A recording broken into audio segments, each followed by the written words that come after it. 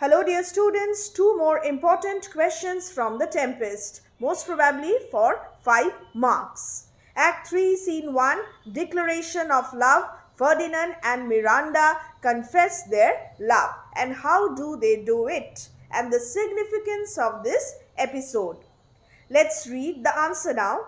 In Act 3, Scene 3 of The Tempest, Miranda and Ferdinand declare their love for each other. Although Prospero is instrumental in bringing them together, they fall in love spontaneously at first sight. So, this is important. They fall in love spontaneously at first sight. Prospero just brings them together, and in Act 3, Scene 3, they profess their love for each other. And then change the paragraph. This is the introduction. After the introduction, I'll change the paragraph. And now the description of how they declare their love for each other. Miranda has fallen so deeply in love with Ferdinand that she cannot bear to see him toiling so hard. A quotation. She offers to share his labor so that he might take some rest, but he does not allow her to do this menial job. Ferdinand tells her that he does not mind doing all this labor as long as she remains near him. So this is a reciprocation of Ferdinand's love for Miranda. Miranda is telling Ferdinand that she loves him, and Ferdinand also is reciprocating this love. He pays a glowing tribute to her beauty and virtue. He calls her a perfect, peerless woman created of every creature's best. Quotations. These are important quotations which you must use if you get this question. He has seen many lovely women, but Miranda is unparalleled. Indeed, the top of admiration. Miranda says she would not wish for any companion in her life except Ferdinand. She seems to prattle something too widely and forget her father's precepts, her father's orders. Next, she asks him if Ferdinand loves her. A direct question. He replies that he loves, values and honors her beyond all limit. Miranda weeps with joy. She is overjoyed. She says that she would either become his wife or not marry at all. In case he refuses to marry her, she would become his lifelong servant. But Ferdinand assures her that she is his dearest mistress and promises to become her husband. In this way, the two young lovers confess their feelings for each other, declare their love for each other, and throughout this episode, Prospero is invisible and witnesses the declaration of love and is happy. Thus, Miranda confesses her love with simplicity and forthrightness. This is a critical comment. A comment on the character of Miranda that is evident in this episode. Simplicity of Miranda and forthrightness of Miranda, the directness with which she confesses her love.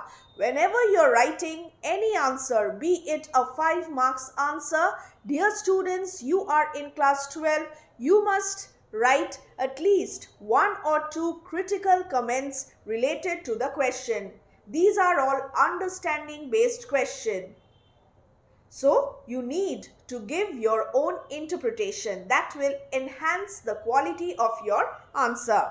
And the last point, Ferdinand willingly reciprocates Miranda's love for him. So there is a mutual reciprocation. Ferdinand willingly reciprocates. This expression is also very, very significant, and this ending, this conclusion makes this answer, although it is just a 5 marks answer, really powerful and will definitely create an impact. So dear students, let us now move on to the second important question. And what is it? Ariel's speech, Act 3, Scene 3, Harpy. Ariel disguised as the Harpy. The significance of this episode. Well, I have already uploaded a video in which I have discussed in detail the role of Ariel in the Tempest. So you can refer to that video. But if you are asked to write about Ariel's speech as the Harpy in Act 3, Scene 3, you must specifically mention these details and then analyze his role just briefly. So the framing of the question may be different, what is asked may be different. Adapt and adjust your style.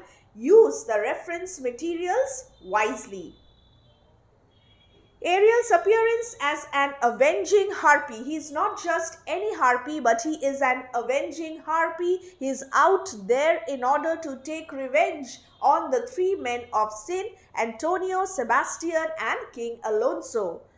Ariel's appearance as an avenging harpy represents the climax of Prospero's revenge in Act 3, Scene 3 of The Tempest. The word climax is the most important point here. So do mention that either in the introduction or in the conclusion. Now, change the paragraph. Description of the speech in detail. Ariel addresses Antonio, Sebastian and King Alonso as three men of sin. Quotation. He says that destiny caused the ocean to throw up these three men after swallowing them. The ocean is never satisfied with what it swallows. It goes on swallowing whatever it can, but it has vomited out these three men in accordance to the wishes of destiny. A simple paraphrase. I have copied the paraphrase here. So read a good paraphrase. I'm sure you have already done that. So use the paraphrase as well as the analysis, critical analysis in order to write your answers. So they have been cast upon an island where no human beings live. They are unfit to live among human beings on account of their sinfulness. Use appropriate quotations. Seeing them drawing their swords, Ariel tells them that he and his companions are the ministers of fate and that it is not possible for human beings to do them any injury. Speaking in the disguise of a harpy, Ariel says that swords of human beings cannot injure even a particle of down in his plume. He calls these men fools and reminds them of the great wrong they did to Prospero and his daughter Miranda. So this is the description. After this, the Paz, delaying not forgetting, have incensed the seas and the shores against their peace. As a punishment for the wrong he did to Prospero, Alonso has now lost his son, is doomed to suffer a prolonged torture which is much worse than a sudden death.